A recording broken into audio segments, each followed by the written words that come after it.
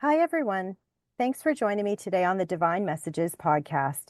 It feels so good to be back on the mic. I've missed this so much, but I did need to take a break away from it. I put in 5 long years of my heart and soul and gave it everything that I had and recorded over 120 episodes. And I truly thought that I was done, but so many people have reached out to me over the last 8 months saying how much they missed the podcast. And so I sat with it for a very long time, asking my guides if there was more that I needed to share. And the answer was a very loud yes. So here I am back with what I will now do as seasons. So here we go with season 1.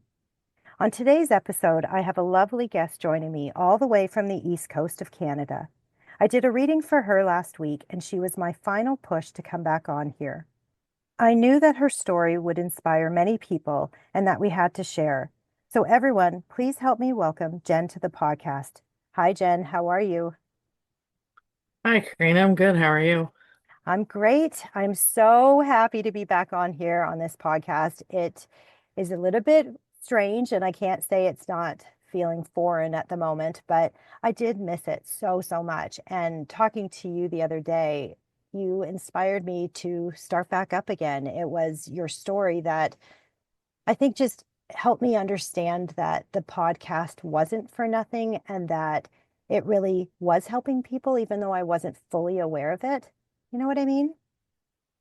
Oh, absolutely. I've definitely listened to quite a few of your podcasts, and for me personally, they've been life-changing. Yeah, you did mention that. And that's one of the things that I thought, wow, like, when I'm doing these episodes, I didn't realize in the moment that it was helping that much. And so I wanted to take everybody back in time to actually to how we first met and explain to everybody our journey because we've known each other for quite a long time, really. Yeah, no, it's definitely been like 9 years, Wow, that's a almost long 10. time. Okay. So how It did is. we meet actually? Because I have the worst memory. I have some little bits and pieces, but I really don't remember the first encounter, really. Yeah, we met back in July of 2016. My brother has moved out to Calgary. Well, he's lived there a long time, but I went out to see him. He had been at one of your readings previously, and basically, someone had told him that they weren't ready to speak until I came out as well. So yeah, I flew out in July of 2016, and we attended a group reading at, assuming it was his girlfriend's place at the time, out in Calgary. Right. And when you say that you don't think or someone wasn't ready to communicate, do you mean from the other side? Yeah, I'm assuming it was my mom. Ah, gotcha. Okay. All right. So you came out for a group reading because I did meet your brother Yeah. at a group reading and then they held another one and you came to that. And I definitely do not remember what happened at that group. It was a while ago. Yeah, it was quite amazing actually. Like they had, because my brother and I have a strained relationship. It's been happening since we were kids, but basically they wanted us to come back together and try to work on it. But I, who was a very angry person for a long time, Hmm. didn't go out and see it that way, so I kind of ran with it the other way and still took it as a negative thing that they were just trying to help him. Ah, the only thing that I do remember about when we first met was I did see that anger. And I remember looking at you going, oh my God, but she's so young and she has so much ahead of her. And you weren't living your best life. You just were quite resentful towards um, really a lot of things. And both your parents were passed at the time when we met, correct? Yeah, they were both our mom had just recently passed at that time, and our dad was gone for a while before. I think they really wanted to help you with your life because they saw so much potential, but you were stuck in a negative mindset. And I remember saying that to you. I was like, oh, if you just, see it this way, things will get better. And I I wasn't sure you believed me at the time because I didn't know how to get that message to you fully and have you understand it the way that they wanted you to understand it, if that makes any sense. 100%. I absolutely did not understand it. Like, I still was very, very angry. Yeah, I was just stuck in a place where it honestly wouldn't have mattered what anybody had said. I probably was not going to believe it because I was so stuck. Like, I lived every day miserable. It was so bad that I was literally making myself physically sick by just what I used to call surviving. I would throw my face on, I'd go to work, but when I'd come home, I'd be miserable. I'd go hang out with my friends, I would be miserable. But I'd put that blank face on every day and pretend like I was okay. Yeah, I remember also we did another reading after that. I think it was a phone reading, maybe. I think a year or two later, possibly. And I remember saying that to you because I Yep. saw it. And I said, you can, pretend to everybody that you're okay, but I know that you're unhappy. Your spirit guides, your family on the other side, your parents really see the truth and they really want to help you so much. And they tried to get in there. And I know there were some moments where you're like, okay, I don't really want to hear this right now because I don't sugarcoat what I hear. I definitely say it. I'm very direct and to the point in a gentle way, of course. But my job is to help and deliver the messages that I'm hearing to help you live your very best life. And it took a little while, but I say in the last few years, you've done a full 180. It's like when I talked to you the other day, I thought, my goodness, who is this person? Who are you? You are just completely different. And it inspired me to come on here and record because I thought all this work that Spirit put in and wanted you to live your life in the best possible way and to find happiness and peace in your soul. And you did. And I'm like, if I don't share this, I feel like I'm not doing my job, you know? Yeah, absolutely. Life started to change for me after I had my son. He just turned 4 the other day, but I was married to a man who was never very, very nice. But things started getting domestic and violent, and there was threats towards me and the baby. So I knew at that point I had to make a drastic change in my life. So, long story short, I had that man arrested, and he is no longer in our life whatsoever. But I knew at that point I couldn't keep living my life being angry because I noticed it in my son. Oh, Like after my husband was gone, I realized to myself that I was as well bringing negative to the child right. because he somehow could sense it from me, even though I thought I was doing a good job at pretending like I was okay. And did you notice that he was more emotional and a little bit feisty, maybe? Because they do pick up all of our energy. Yeah, I definitely noticed it because, like I said, even when I tried to coddle him or love him in the way I thought that would be acceptable, I could tell that he was distant even at 5 or 6 months. So, like, I Wow. couldn't comfort him. I could just sense that there was still tension in the house, which that is something that I never wanted to be because I had promised myself when I became a mom that I would try to do all the things that I was angry for at my own parents.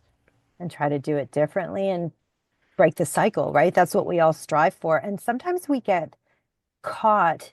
I had that happen to myself many, many years ago as well, where you think that you're doing it the right way, right? Well, there's no right or wrong.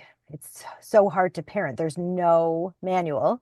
But when we catch ourselves being even remotely close to what we experienced, it's a real shocker for us because it does hit us all of a sudden. We go, holy, I don't want to be that person. And we catch ourselves and then we make a change, right? Yeah, absolutely. So I slowly started making some changes because after being so angry for so long, obviously it just didn't come to me in a day. Right. I had to work on it. So, but honestly, listening to your podcasts, I have a list of ones that someone on the other side had told me to listen to. And once I slowly started listening to each one and doing some of the things that went with the podcast, like forgiveness and anger and toxic behaviors that hurt your soul, one by one, I slowly started to forgive, firstly, Wow. myself, because anger, yeah, you can blame it on people all day long, but if it's you who's holding it, and if you can, like you suggest, tell them you love them and that you forgive them for everything you have done, your heart starts to open. I always say I had a black heart Oh, and that I just couldn't feel. I get that. And slowly I started to feel. I tell my new partner now that I had a black heart that people are slowly make go pink again. Oh my God. I have goosebumps all down my body. And that's where I said I talked to you last week and I went, oh my God, who are you? I just, I could feel it from your soul. It's Yeah, as if, I'm no longer mad at my siblings. I'm no longer mad at my parents. I've realized that parenting is hard. They really did the tools that they had, and I know deep down if they could come back and do it again, they 100% would. they really would. Think that's one of the greatest messages you could give to everybody today. We all have to Y- recognize that there's trauma from our past, right? From our parents. But I think even for myself, recognizing that they did do the best that they could at the time and accepting them where they were at. That's crucial. Absolutely. And the more and more I look at back at it, I've been angry since I was little, and like I don't even know where and when that would have started. And looking back at how angry I was, I couldn't imagine my parents trying to love and coddle me as well, because anger obviously is a hard one to deal with, and you push everybody away. Yeah, it's true. It's like a wall that gets built up that we keep people behind, right? Yeah, absolutely. And that one time there was, I think I did a giveaway on Facebook or Instagram or something. It was around Christmas time, if I'm correct. I usually do like two a year, and Yep. you won one of the readings. And I thought, huh, I did. yeah, someone needed to get some I messages to you. I definitely did. And I actually remember that I was struggling, and I struggle more, obviously, closer to holidays and stuff, just due to the mere fact of being lonely. And it's actually kind of funny because like I needed it then, and then I happened to win it, but I still wasn't ready at that time to let go. So I still like I would do it just I guess for a slight bit of comfort, but then I would slip right back in to angry, angry Jen. Yeah, I mean, it happens, right? This isn't like you just said to everybody, maybe who needs to hear this today. It isn't a overnight switch where we can just flip it on and be positive and change like that. It's if that were the case, my goodness, the world would be very different. But it does take time. It takes effort. It takes a conscious choice to be different, to live differently. And it's not always easy to make that choice. And then something snaps inside of us. And like you said, I think it may have been that reading where you did win it, and it was around Christmas time where they gave you those episodes to listen to. Is that right? No, I think it was I had another reading in 2021. And that one was when I was like really, really struggling. And the first things you said to me was, they've been telling you to let them in for a long, long time, and you kept ignoring them and kept ignoring them. I used to fret over money all the time, so I kept putting it off because I didn't want to spend the money. Right. And I always Yeah. say to everybody, like, money is just an energy. I know I have a whole episode called Fear of Not Having Enough Money.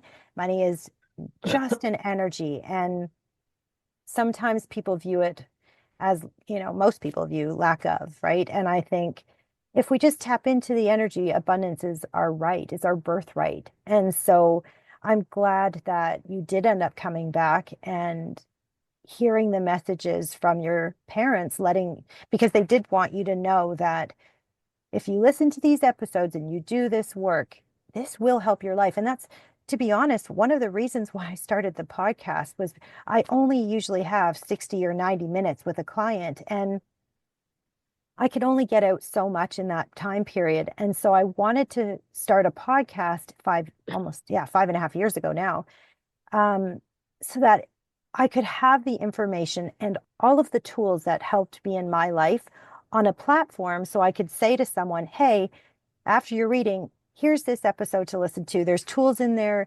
Do the work and your life will change. And you did just that. And that's why we're on here today, because I realized what an impact that those episodes made on you and perhaps other people out there. And I had to share again. I have so much coming to me now, like after this long break that I took. Life was crazy for me, and we moved from one city to another, and just a lot of things happened over the last 8 months. But I have these messages coming to me so strongly through spirit that I have to start sharing. And so I'm so grateful that you can let everybody know that it's, you know, once you do the work and you do make a choice, life changes, because look at where life is now for you. Absolutely. After I listened to 8 of your podcasts, I listened to 8 different ones that were recommended, and I took lessons from each one, and I actually sat down and worked on it for myself. I'm now in the best spot I've ever been. I am no longer struggling financially. I'm not loving my job right now, but I am back to school to hopefully get a new career in something that I've been telling myself for 10 years I couldn't do just because I didn't have time and or money, which Mm-hmm. is not true. It was just an excuse. 100% it was just an excuse. I now have a loving partner who has fit in perfectly to our home with our 4-year-old son. Our house is happy, it is carefree, and I might slip into 1 or 2 bad days, but that I very quickly remember to not sweat the small things and to keep breathing and moving on, and everything will get better. Wow. Again, I keep getting goosebumps because you just sound like a completely different person. I wish everybody could have heard you back in 2016 to where you are today. You're a different woman. And I see now, I psychically see this big bright light around your head, and that's when you're going to attract great things to your life. And I can't say that we won't have bad days or bad things won't happen to us or our families. It's just the lessons we have to learn in this lifetime. But it's how we react to those things that makes the biggest difference. And that's what you've learned, and that's what you're doing. And I know that you are going to also inspire all of the people around you, all of your friends, your coworkers, to also listen and to change and do something about it. And to me, that's just the greatest gift, because it's, as a healer, I see it as the domino effect. What you learned, you will teach others. And I love that. Yeah, even I've noticed, like, because I like will tell. all of the things that have happened, into the what I have done, and just like negativity brings negativity. But if you are open and just vulnerable, and that was something I've never could been in my whole lifetime, is vulnerable. I felt like I always had to have the thickest wall. I felt like I had to basically fight and flight my whole life, but I've realized that is not it at all. And just the positivity that comes around when you're positive. Yeah, it does work, doesn't it? Even though, like you said, you could be having a bad day, but you allow yourself to have that moment and then you move on. You don't sit in there because if we sit in it for too long, we go downhill. And next thing we know, it's like an onion, it's layers. We just add another layer of negativity and it's hard to peel that off after. But if we allow ourselves to have that moment, you peel off a quick layer and you get on with it and you move on and you let stuff go, life can change and we can roll with those punches. It's like there's a strength that comes with that, right? Is being able to deal with the hard things in life and let it go and move on. Yeah, no, absolutely. Like I always thought I wasn't deserving of good things, which now I absolutely know that that is not true. Uh, that black cloud that hung above my head, now I know that I absolutely deserve everything good that's coming to me, and that I will no longer think that, and I will do everything I can to achieve that plus more. I love that so much. Can I ask you a question as well? Yeah, absolutely. Do you feel close to your parents in spirit now, ever since you've had this change of heart? I absolutely do. I feel them around all the time. I talk to them pretty much every time I'm in my car.